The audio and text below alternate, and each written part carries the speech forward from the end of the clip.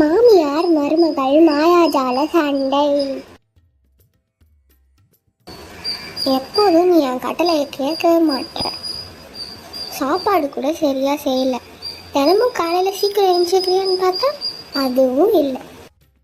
அம்மா, நான் தினமும் முயற்சி பண்ணிட்டாமா இருக்கேன். இதுதான் நம்ம ஊர்ல தினசரி சண்டை. ஆனால் அந்த நாளோ ட்விஸ்ட் வந்தது. ஒரு நாள் ராணியின் கணவன் ஒரு தங்க மீனுடன் வீட்டுக்கு வந்தான். ஆஹா, தங்க மீனா? டேய், இது என்னடா பண்ணும்? அம்மா, அது வெறும் தங்க மீன் தான். அதை தினமும் சாப்பாடு போட்டு வளர்க்கணும். மகள் தினமும் அதை நல்லபடியாக வளர்த்து கவனித்து வந்தாள்.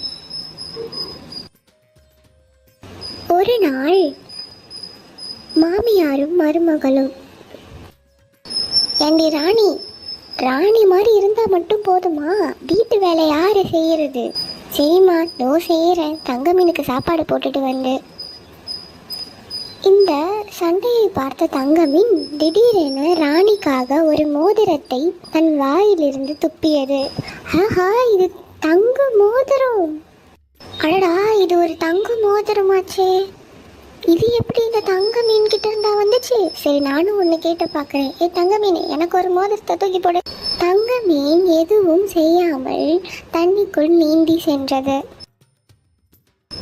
மருமகள், அம்மா, ஒருவேளை நான் இதுக்கு தினமும் சாப்பாடு போடுறதால அது எனக்கு தங்க மோதிரம் கொடுத்துச்சோ? ஏ தங்க மீன், இன்னைக்கு நீ எனக்கு ஒரு தங்க மோதிரம் கொடுக்கல, உன்னை இன்னைக்கு ஃபிஷ் ஃப்ரை பண்ணிடு.